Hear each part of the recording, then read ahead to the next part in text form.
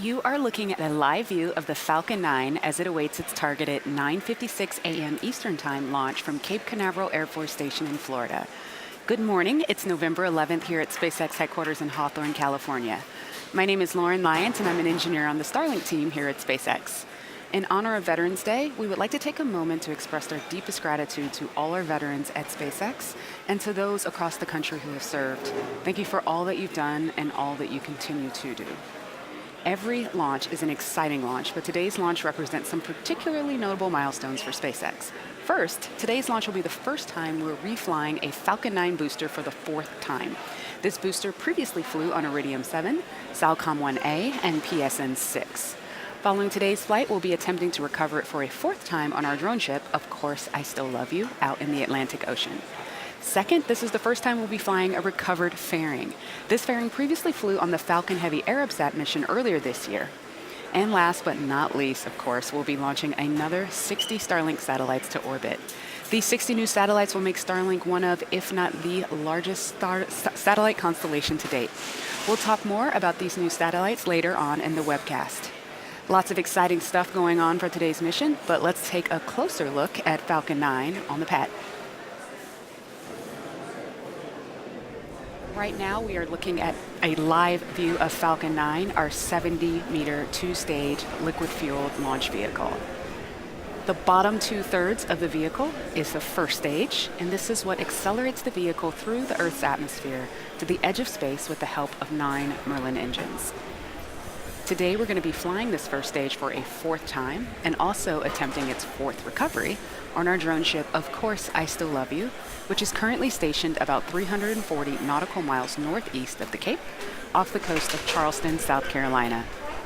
Above the first stage is the second stage, which has a single Merlin vacuum or MVAC engine, and that engine ignites after the first stage separates. The second stage is what will carry the Starlink satellites to an altitude of 280 kilometers above the Earth's surface. And from there, over the course of the next few weeks, the satellites will use their onboard Krypton propulsion system to move up to their operational altitude of 550 kilometers. Now, the stack of those 60 Starlink satellites is safely tucked away inside the 17-foot diameter payload fairing, which is that part at the very top. Once we reach the vacuum of space, we will jettison the fairing as the second stage continues on its journey to orbit. And as I mentioned earlier, we are flying our very first reuse fairing, which is super cool because this is the first time anyone that we're aware of has ever attempted to refly a fairing. And for those of you who follow us, you know we've been working towards this milestone for a while, so we're super excited to finally try it.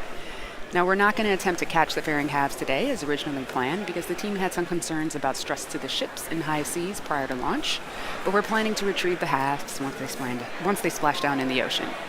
So again, there's lots of activity today, so let's check in with Jessie for a status update. My name is Jessie Anderson, and I'm a lead manufacturing engineer here at SpaceX. All is looking good for an on-time launch of today's exciting Starlink mission. Falcon 9 rolled out to the pad with the payload last night and went vertical this morning. The chief engineer held a technical poll at T-minus 1 hour, and the launch director held a propellant load and launch go-no-go poll at T-minus 38 minutes. Falcon 9 has been loading propellant since T-minus 35 minutes, and currently our rocket-grade kerosene, or what we call RP-1, is nearly fully loaded on the first stage, and the second stage is already fully loaded. Liquid oxygen loading is currently underway on both stages. At T-minus 7 minutes, engine chill will begin. This is where we allow a small amount of the super chilled liquid oxygen to flow into the Merlin engine turbopumps prior to the full flow of liquid oxygen into the vehicle to avoid any shocks to the system. Finally, at T-minus 4.5 minutes, the transporter erector will retract away from the rocket slightly, and that'll provide clearance for Falcon 9 to lift off of the launch pad. As for the spacecraft, the Starlink satellites remain powered down until just after separation from the second stage, which will occur roughly an hour after liftoff. If you watched our first satellite launch, then you may recall that the Starlink satellites are stacked flat on top of each other and then are released simultaneously during payload deploy, followed by orbit raising. Prior to orbit raise, SpaceX engineers will conduct data reviews to ensure the Starlink satellites are operating as intended. As we noted prior to the launch, we're keeping an eye on one of the satellites that may not orbit raise. If for any reason a satellite is not performing as expected, SpaceX will deorbit the spacecraft. The components of each satellite are fully demisable and are expected to quickly burn up in the Earth's atmosphere, a measure that exceeds all current safety standards. Once the health checkouts are complete, the satellites will then use their onboard ion thrusters, powered by Krypton, to propel themselves to an altitude of 350 kilometers. Now let's take a look at the weather. And it looks like we have some great weather this morning over there in Cape Canaveral. There's a very small chance of showers and some clouds with only a 20% chance of launch violation. So we will continue to monitor this all the way down to T-0 to ensure that the weather remains good for launch, but it's looking great over there. The Air Force range is prepared to support today's mission. Waters are clear of any ships and the range continues to ensure the safety of our launch. We are continuing to count down to liftoff, but if for any reason we do have to call a hold on today's launch, we have a backup opportunity tomorrow, November 12th at 9:34 a.m. Eastern Time.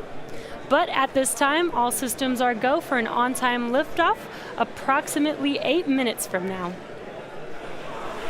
So for those of you who don't already know, Starlink is SpaceX's effort to bring high-speed, low-latency broadband internet to people across the globe, particularly to areas where connectivity has been unreliable, too expensive, or completely unavailable. Most satellite internet services today come from geostationary satellites, and those are single satellites that orbit the planet at about 35,000 kilometers, covering a fixed region above the Earth. Starlink is a constellation of multiple satellites that orbit the planet at about 550 kilometers and cover the entire globe. And because they're in such a low orbit, the round-trip data time between the user and the satellite, also known as latency, is much faster than with satellites that are in geostationary orbit.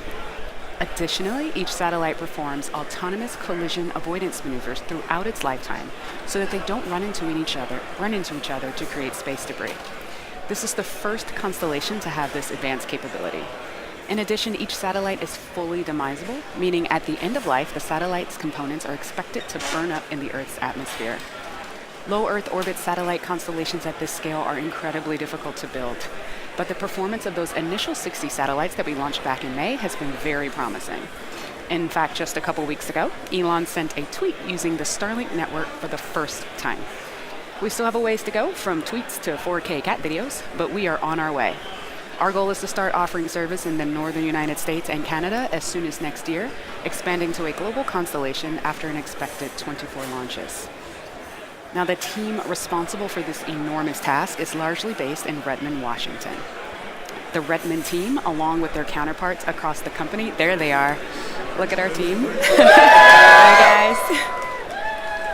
The Redmond team, along with their counterparts across the company, have implemented a number of upgrades for today's mission, including doubling the number of steerable phased array broadband beams, a 400% increase in data throughput per satellite, and the inclusion of a new Ka-band antenna system. Between the satellite upgrades, the first reflight of a fairing today, and this being the first fourth flight of a Falcon 9, there's a ton of cool stuff happening on today's mission, with liftoff just a few minutes from now. Currently 4.5 minutes from liftoff, Falcon 9 is moving into the final stages of the countdown. The first and second stages are both nearly fully loaded with 1 million pounds of kerosene fuel and liquid oxygen. First stage should finish propellant loading at T-3 minutes and second stage at T-2 minutes. At T-60 seconds, be sure to listen into the call out for Falcon 9 in startup. This means that the rocket's autonomous internal flight computers have taken over the launch countdown. The Starlink payloads continue to be healthy. The Falcon 9 team is tracking no issues on the rocket. Weather is still looking amazing, and the range is green for launch. So let's go listen into the countdown.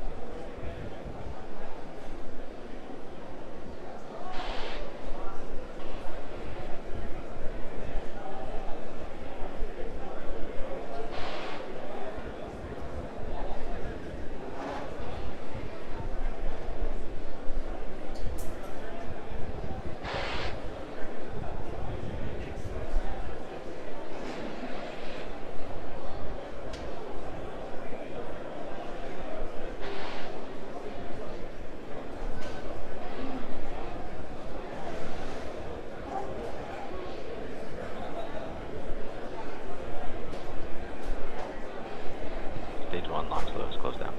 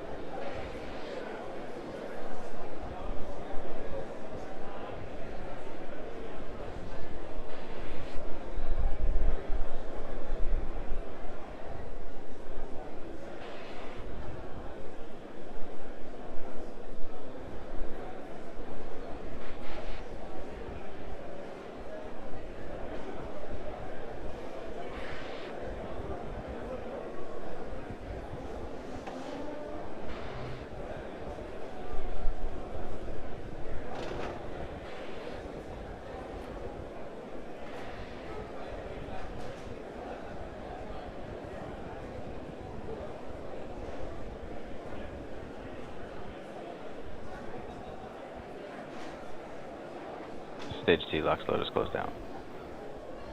Vehicle's on internal power.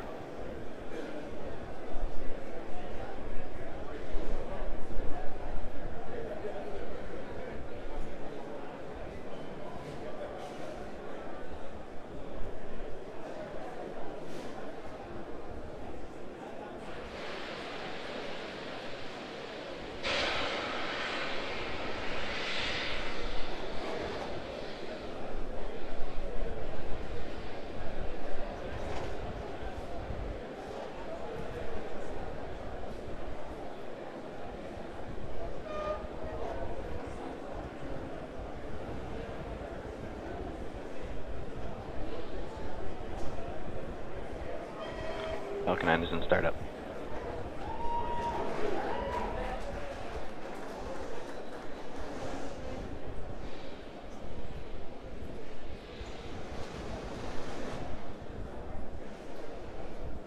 LD is go for launch.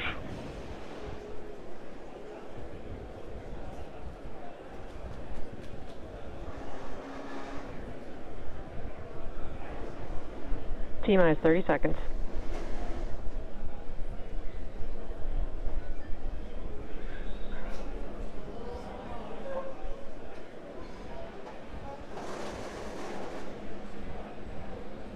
T-minus 15 seconds. 10, 9, 8, 7, 6, 5, 4, 3, 2, 1, 0. Ignition, liftoff. With gratitude to our veterans today and always, go USA.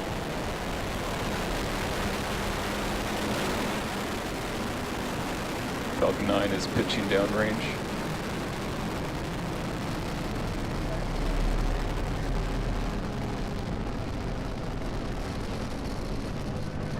Stage 1 cross is nominal.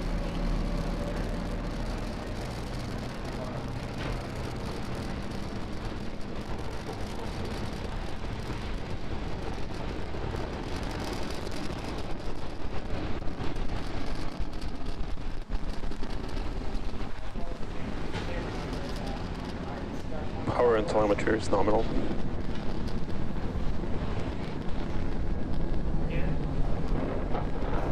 We are T plus 55 seconds into launch, and we've had a on-time liftoff and a beautiful view of the Falcon 9 vehicle making its way to orbit.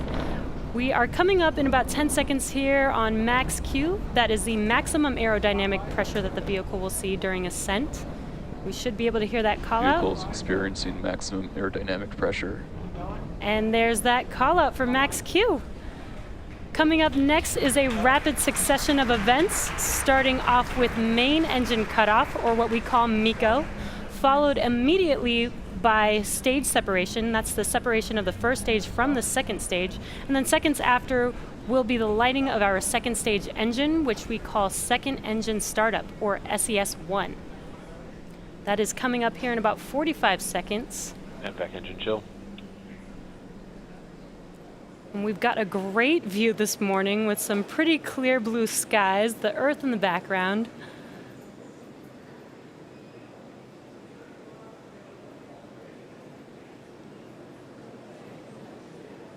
Now, if you're just now joining us, we are 30 seconds away from main engine cutoff, stage separation, and SES-1.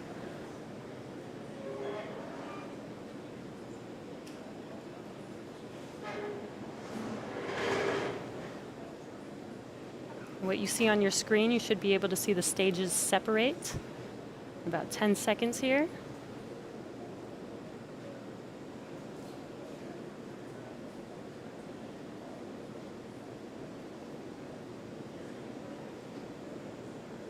Miko. Stage separation confirmed.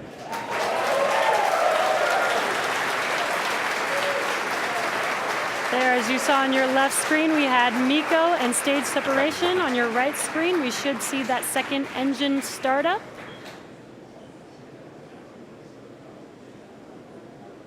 And there's that second stage engine glowing bright red. Coming up next in about 30 seconds is fairing deployment. Now a reminder, this fairing is being flown for a second time, which is a first in SpaceX history. And what you can see on your screen, on the left screen, those grid fins have been deployed.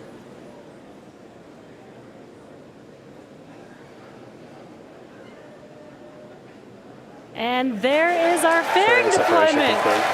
This is the first reflight of our fairing, so such an exciting mission this morning already.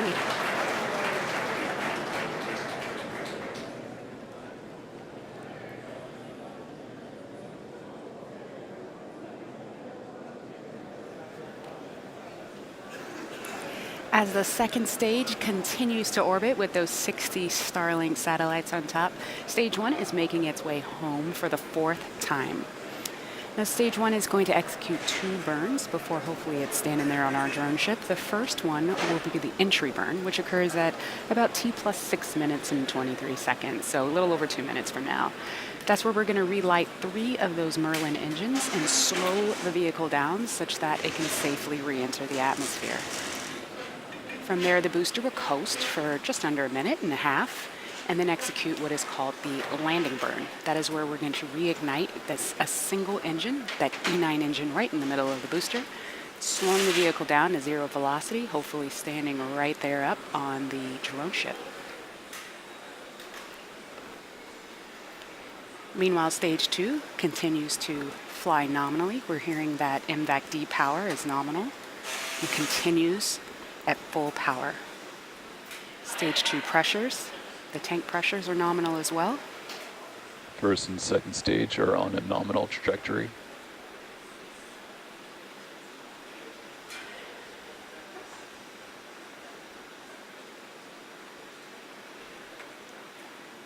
We're just over a minute away from that entry burn. Meanwhile, stage 1. Meanwhile, stage 1 continues to make its way down.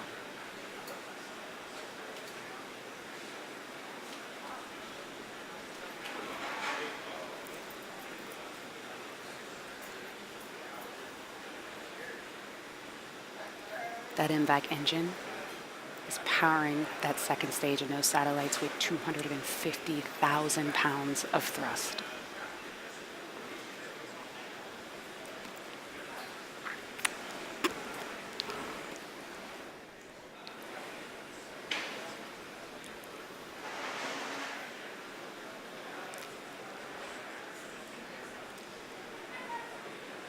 Okay, we're coming up in about 20 seconds on that entry burn. You should be able to see that on the left side of your screen. Meanwhile, stage 2 continues to burn nominally. Stage 1 FTS is saved.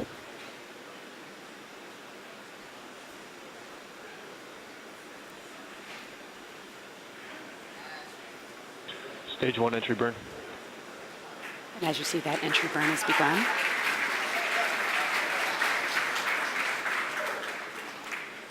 Should go for another 5 seconds or so.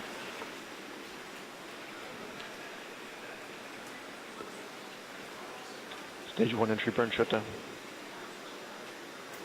And as you just heard, we had a successful shutdown of that entry burn. So for about another minute and a half, stage 1 is going to coast, making its way down to the drone ship. And at First T plus and second stage continue to follow a nominal trajectory.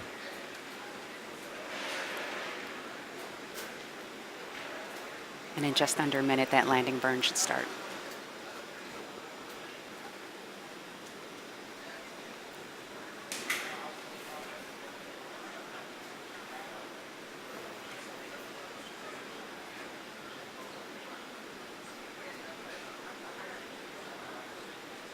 Stage 1 transonic.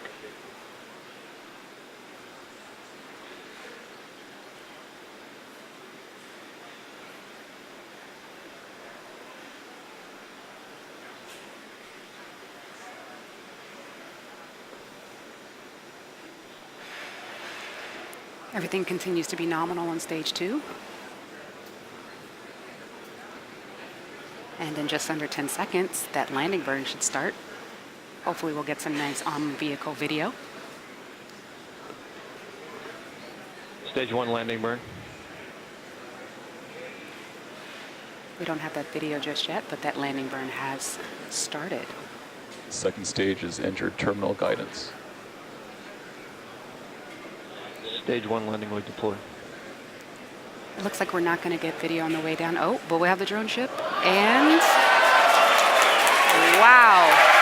The Falcon has landed for the 4th time. Stage 2 Amazing. FTS is safe. These boosters are designed to be used 10 times. Let's turn it around for a 5th, guys.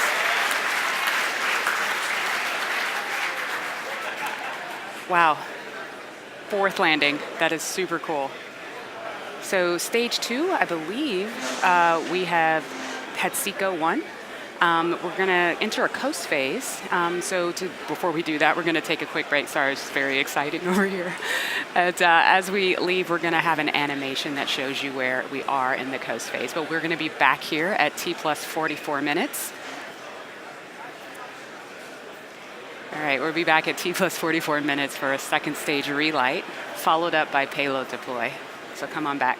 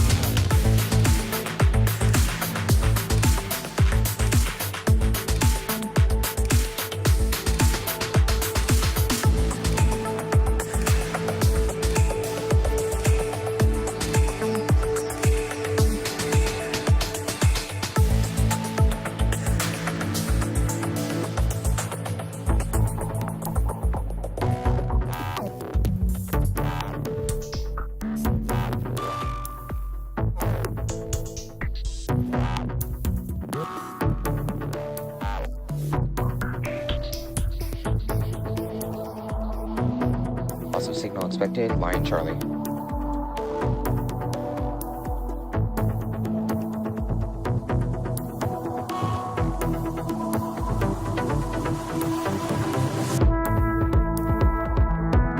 Loss of signal expected. Goonhilly.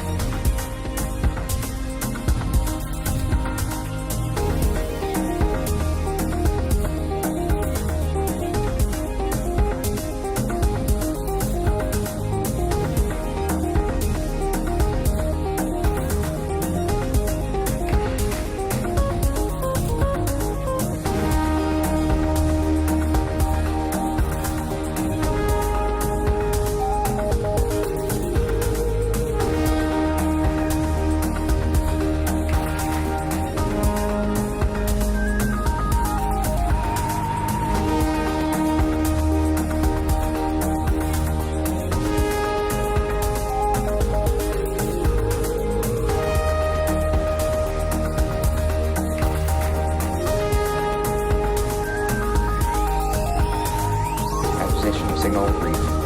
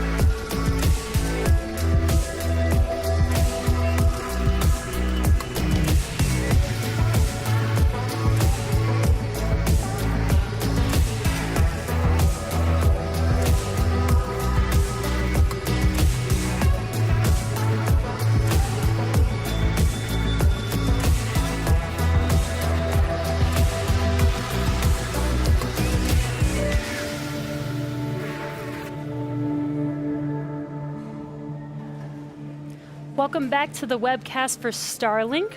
We are having a little trouble with the video on board the vehicle, but we are still getting telemetry, so you may see that video cut in and out a little bit right now. But so far we've had a on-time liftoff, completed the first reflight of a fairing, the first time that we've flown and landed a first stage booster, and we also did confirm nominal insertion or good orbit of the second stage. So coming up next is SES-2 in about 20 seconds from now. And this will be the shortest SES we've ever had, lasting just about 1 second. It's a short burn because the deployment orbit for these satellites isn't much different than our initial parking orbit, so we just need a quick burn to get us there.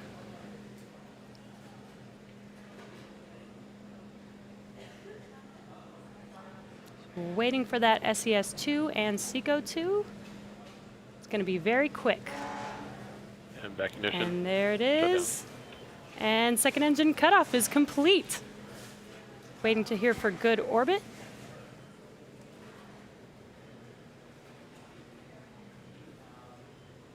Should hear that call out in a few seconds. Nominal orbit insertion for satellite deploy. And there is the confirmation of good orbit. Now that we're in a good orbit, we'll be coasting for the next 15 minutes or so. So we will be back around T+1 hour for the exciting payload deployment of our Starlink satellites.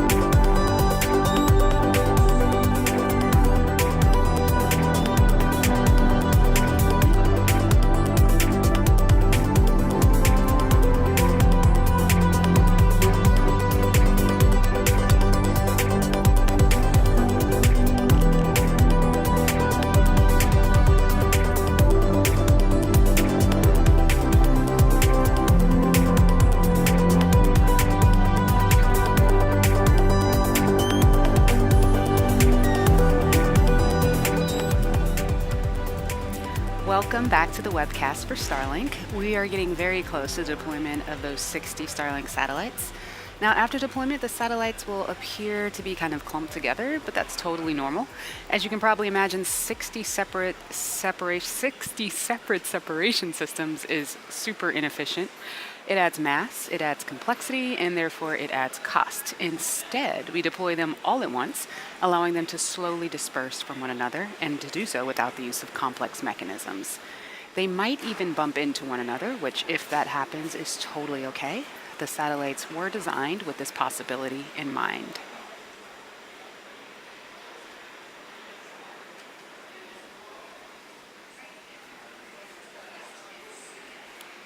All right, we lost the video just there, but let's listen in and see if we have any word on the deployment.